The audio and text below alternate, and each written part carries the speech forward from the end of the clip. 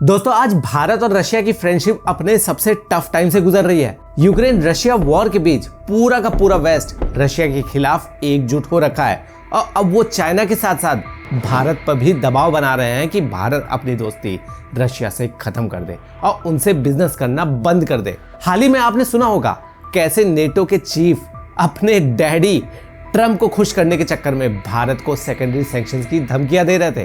If you are the president of China or the prime minister of India or the president of Brazil and you are still trading with the Russians and getting the oil and the gas in and you sometimes even resell it for a higher price, know that if this guy in Moscow doesn't get serious about peace talks, I will slam secondary sanctions on you. वही Trump जो कभी India के लिए pro हुआ करते थे और जिसे इंडियंस ने भी इलेक्शंस के टाइम काफी सपोर्ट करा था, आज वही ट्रंप भारत पर 25% टैरिफ थोपने की बात कर रहे हैं और रशिया के साथ बिजनेस करने पर अलग से पेनल्टीज लगाने की धमकियां भी दे रहे हैं। और तो और ट्रंप रशिया के साथ साथ हमारी इकोनॉमी को भी डेड इकोनॉमी बोल रहे हैं। आखिर इतना जहर कहां से लाते हैं ये लोग?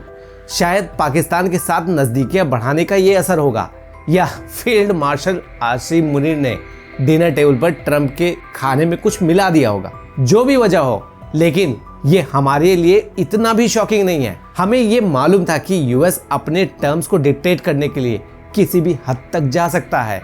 इसीलिए दोस्तों मैं बार बार कहता हूँ, इंडिया कभी भी वेस्ट या यूएस पर ब्लाइंडली ट्रस्ट नहीं कर सकता। वक्त आए तो ये लोग पलटने में एक सेकंड भी नहीं लगाएंगे।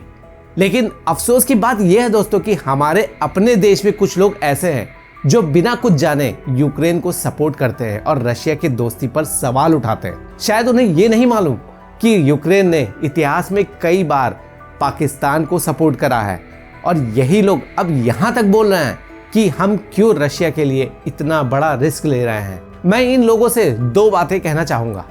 पहली बात, ये सिर्फ रशियन ऑयल के लेने या ना लेने की सवाल नहीं है, ये हमारी सॉवरेनिटी, हमारी डिग्निटी की बात है।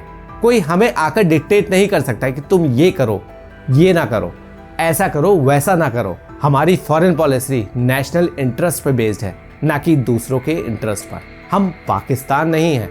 और दूसरी बात, शायद आपको याद हो 1971 के वॉर के वक्त पूरा वेस्ट, यूएस, यूके सब पाकिस्तान के साथ खड़े थे और तब रशिया यानी यूएसएसआर ने हमारा साथ नहीं छोड़ा था। और अब जब रशिया टफ टाइम से गुजर रहा है तो क्या हमें उनका साथ छोड़ देना चाहिए सिर्फ इसलिए क्योंकि वेस्ट को उससे प्रॉब्लम है?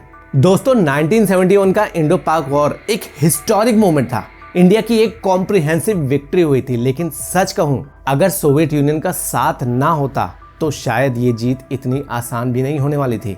मैं ऐसा इसलिए कह रहा हूं दोस्तों क्योंकि इस वॉर में पाकिस्तान अकेला नहीं खड़ा था, उसके साथ ओपनली खड़े थे अमेरिका, यूके और चाइना। इंदिरा गांधी जी इस नेक्सस से भली भांति परिचित थी, इसलिए उन्होंने समय रहते यूएसएसआर के साथ treaty of peace, friendship and cooperation sign कर ली थी, जिसे एनालिस्ट आज भी हमारी पीएम का एक विजनरी मूव मानते हैं। ये एक लैंडमार्क एग्रीमेंट था जिसने भारत की तब मदद करी जब भारत को उसकी सबसे ज्यादा जरूरत थी और इसकी शुरुआत होती है 3 दिसंबर 1971 से, जब पाकिस्तान ने ऑपरेशन चेंगिस खान लॉन्च किया। इंडिया के एयर बेसेस पर सरप्राइज एरियल स्ट्राइक्स किए गए और उसी मोमेंट से इंडिया और पाकिस्तान के बीच एक फुल स्केल वॉर शुरू हो गई। युद्ध के शुरुआत में हमें थोड़ा सेटबैक जरूर हुआ, लेकिन फील्ड मार्शल सैम मॉनिकशॉ की लीडरशिप ने इंडिया को तेजी से मोमेंटम दिला दिया और वॉर के हर फ्रंट पर भारत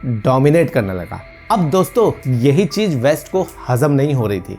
यूएसए, यूके, चाइना सबको लग रहा था कि ये वॉर उनके फेवर में नहीं जा रही है। वो चाहते थे कि इस वॉर में पाकिस्तान विजयी हो, इसलिए पाकिस्तान की कमजोर स्थिति देखते हुए यूएनएससी में ये लोग लगातार सीज फायर रेजोल्यूशंस लाने लगे। भारत पर प्रेशर बिल्ड किया गया कि वो तुरंत ट्रूप्स को विड्रॉ करे और युद्ध को बंद कर दे। लेकिन दोस्तों सोवियत यूनियन ने हर बार इन रेजोल्यूशंस को वीटो कर दिया। इतने इंटेंस प्रेशर के बावजूद रशिया ने अपनी पोजीशन को नहीं बदला और उन सभी वेस्टर्न बैक्ड रेजोल्यूशंस को रोक दिया। जरा सोचिए, अगर यूएसएसआर ने इन रेजोल्यूशंस को वीटो नहीं करा होता तो इस युद्ध का रिजल्ट भी 1947 और 1965 जैसा ही हो जाता, सीज फायर हो जाता। ट्रुप्स पीछे हट जाती और पाकिस्तान फिर से दुनिया के सामने अपनी जीत का ढिंढोरा पीटने लगता। आज भी देखिए 1965 वॉर के बारे में पाकिस्तान के स्कूल टेक्स्ट बुक्स में क्या लिखा है। और सिर्फ यूएनएससी नहीं, यूएन जनरल असेंबली में भी इंडिया के खिलाफ रेजोल्यूशंस लाए गए, लेकिन वहां भी रशिया के साथ साथ कुछ नॉन अलाइंड नेशंस जैसे कि इजिप्ट, अल्जीरिया और यूगोस्लाविया ने इंडिया को सपोर्ट किया। दोस्तों, सोवियत यूनियन ने इंडिया को यहां तक सपोर्ट करा कि जहां एक तरफ US president Richard Nixon Pakistan के लिए इंडिया को धमकियां लगा रहे थे, तो वहीं दूसरी तरफ Soviet premier Leonid Brezhnev Richard Nixon को इंडिया के खिलाफ जाने के लिए और इंडिया के इंटरनल मैटर्स में इंटरफेयर करने के लिए धमकियां लगा रहे थे। लेकिन दोस्तों, इन धमकियों के बावजूद यूएस ने इस वॉर में एक्टिवली इंटरफेयर किया। पहले तो इनडायरेक्टली पाकिस्तान को सपोर्ट किया, वेपन्स दिए, इंटेल दिया, लेकिन जब उन्होंने देखा कि पाकिस्तान ग्राउंड पर हारता जा रहा है, तब अमेरिका ने एक और कदम उठाया, सबसे डेंजरस वाला। यूएस नेवी की 7th फ्लीट को बे ऑफ बंगाल की तरफ मार्च करने का ऑर्डर दे दिया गया और दोस्तों, इस 7th फ्लीट को लीड कर रहा था यूएसएस एंटरप्राइज, दुनिया का सबसे बड़ा न्यूक्लियर पावर्ड एयरक्राफ्ट कैरियर। दोस्तों, ऐसा माना जाता है कि उस वक्त यूएसएस एंटरप्राइज की फायर पावर अकेले पूरे इंडियन एयरफोर्स की फायर पावर से ज्यादा थी। अब जरा सोचिए, अगर ये फ्लीट भारत के खिलाफ एक्शन ले लेती तो उसके क्या नतीजे हो सकते थे। शायद इस पूरे युद्ध का डायरेक्शन भी बदल सकता था। और सिर्फ अमेरिका ही नहीं, ब्रिटेन भी अपने powerful aircraft carrier HMS eagle को अरेबियन सी में भेज रहा था। प्लान क्लियर था, ये लोग दोनों तरफ से ईस्ट और वेस्ट से भारत को घेरने की कोशिश करने वाले थे। बे ऑफ बंगाल में यूएसएस एंटरप्राइज और अरेबियन सी में HMS ईगल। ये लोग अपने प्लान में सफल हो पाते उससे पहले ही इंडिया ने सोवियत को SOS कॉल भेज दिया। भारत ने यूएसएसआर के साथ साइन की गई ट्रीटी ऑफ फ्रेंडशिप के तहत सोवियत यूनियन से मदद मांगी। भारत के इस SOS कॉल का सोवियत ने तुरंत रिस्पॉन्स दिया। मॉस्को ने अपने 2 नेवल टास्क ग्रुप्स को डायरेक्टली बे ऑफ बंगाल के लिए तेजी से डिप्लॉय कर दिया। और दोस्तों, मॉस्को की ये nuclear armed Pacific fleet Vladivostok से होकर बे ऑफ बंगाल तक सिर्फ 7 दिनों के ही समय में आ गई थी। Yes, 7 days. सोचिए जरा, दिसंबर का महीना, कड़ाके की सर्दी, सोवियत पोर्ट्स बर्फ से ढके होंगे, जहां जहां पर पानी में बर्फ की मोटी परत होगी, आइसबर्ग्स होंगे, लेकिन फिर भी ये न्यूक्लियर क्रूजर्स, डिस्ट्रॉयर्स और सबमरीन्स बे ऑफ बंगाल के वाटर्स में इतने जल्दी पहुंच गए। इस रैपिड सोवियत डिप्लॉयमेंट ने वेस्ट को एक क्लियर सिग्नल दे दिया था, अगर कोई भी भारत की तरफ एग्रेशन दिखाएगा तो उसका अंजाम बहुत बुरा होगा। यूएस और यूके जो इंडिया को दोनों तरफ से घेरने आए थे, उन्होंने सोवियत फ्लीट्स को देखकर अपना डायरेक्शन ही बदल लिया। यूएस की डेंजरस 7th फ्लीट कभी भारत तक आ ही नहीं सकी। दोस्तों, यूएस बस नेवल डिप्लॉयमेंट तक नहीं रुका था, वो इतना डिस्परेट था पाकिस्तान की मदद करने के लिए कि उसने चाइना में एक डिप्लोमेटिक चाल चली। यूएस के national security adviser Henry Kissinger उस समय चाइना को विजिट करते हैं, किसी ट्रेड या रिलेशन की बात करने के लिए नहीं, बल्कि चाइना को रिक्वेस्ट करने के लिए कि वो भी भारत के खिलाफ एक और फ्रंट ओपन कर दे। लेकिन चाइना ने ऐसा करने से इनकार कर दिया। पॉसिबली 1967 की लड़ाई के बैड एक्सपीरियंस और यूएसएसआर के पोटेंशियल एग्रेशन के डर से वो आगे नहीं बढ़ा।